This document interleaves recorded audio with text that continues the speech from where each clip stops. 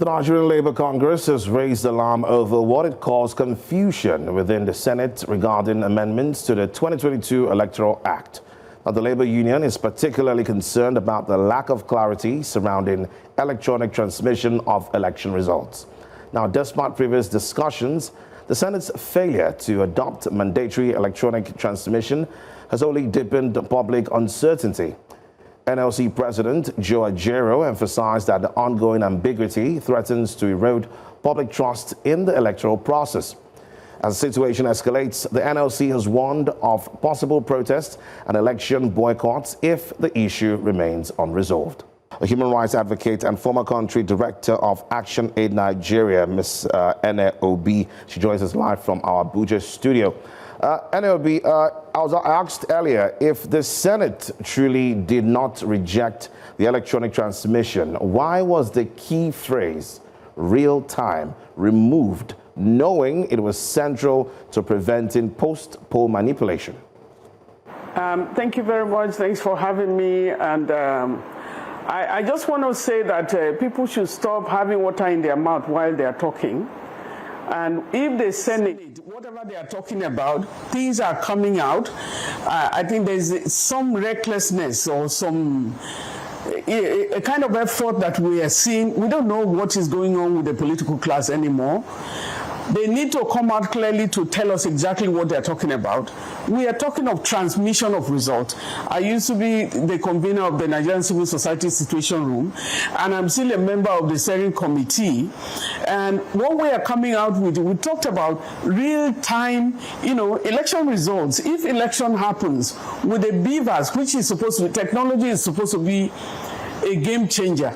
But what we are seeing is differently, because what we saw in the 2023 general election, which was a sham for us, we talked about, having that because people are learning to trust again. It brings about transparency. It brings about confidence in the election process. I think there are so many things that we need to think about when we are putting these things forward.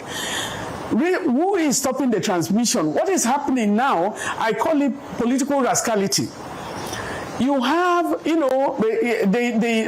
whole country, the political class is going towards a one-party state. If you have about 30 governors, for example, that are now switching sides and going to different places, if you have about 30 people, 30 governors that are on your side, why are you afraid of transmission? Direct transmission, which gives us transparency and accountability. From the civil society point, we are not looking, we don't know who is going to win. We don't know what is coming up, but what we want is transparency and accountability. Whoever comes out of the election is a Nigerian. So why are we switching up? When we were going into the 2023 general election, we had so many off-cycle elections. By 9 p.m., 9 to 10 p.m., we already have about 90% of the result uploaded. And we had expected this. We thought the then INEC chairman promised that there was going to be real time. So what really happened? So what they are talking about, we just want that now that they are going into the conference of, that's the conference that is going to harmonize or whatever they are coming out of it, they better come out with real thing because they should not be talking to Nigerians like this. And I want to bring in another point. There is no single person that their faces on the ballot box.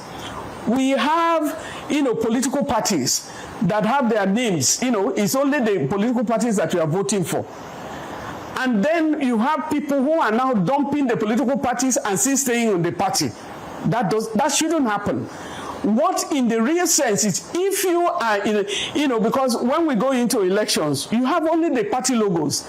If you dump a party, you should get off the seat. There was a judgment that brought about this thing that is now being normalized. It's not a normal position at all. It's not a normal environment. Whoever drops a party should get out. The position should be declared vacant. But we are having now everybody moving from the party, you use a party, you are using the people of Nigeria, you are using Nigerians. I think that should be corrected. I think we need to go back with the legal struggle too, to make sure we bring it back. If you are in a party and you drop a party, you drop from the race entirely. Normally, the position should be declared vacant because you came in through the party, not your face, not your person. They voted for you on the basis of your belonging to that party. That is happening. Now we are talking of the real-time, electronic transfer. Electronic transfer or nothing. We see, a lot of protest is coming on board. And we are going on a protest tomorrow. I can tell you that we are going on a protest march, to the National Assembly to let them hear that our voices need to be heard. So many groups, different groups, and Nigerians' voices should be heard. They should know that they need to vote, they should know that they are representing the people. Permit me to butt in here, Ene Obi, but I'd like to know, are technological and security challenges sufficient justification for weakening a reform that was widely seen as critical to electoral transparency? That technology alone is not enough. It's human beings that are manning, the elections, manning the tools or whatever technology tool that they're using is human beings. The quality of Nigerians, we need to look at the pledges that we have taken. I pledge to Nigeria, my country, to be faithful, loyal, and honest.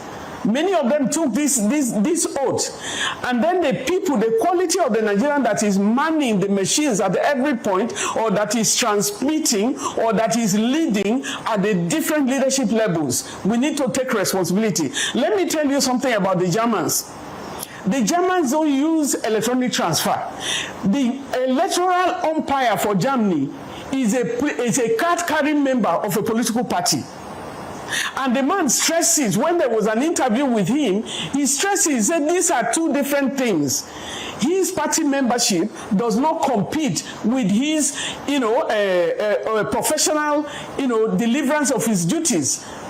He is a party member, he can argue his things, but when it comes to professional handling of the election, he is a citizen of Germany. And they are not even using electronic system. They don't even use technology.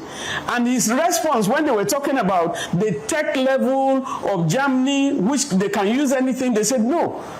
In the first place, Germans trust Germans more than the machines, which means that I can be a member of a political party, but I can deliver my judgment. I will be a citizen. Citizenship to your country is number one. Before you become a political party agent, or before you become a politician, and that is that everything depends on the sanity and the commitment and the selflessness of a citizen. All right, thank you so much, Ene Obi, for having this conversation with us.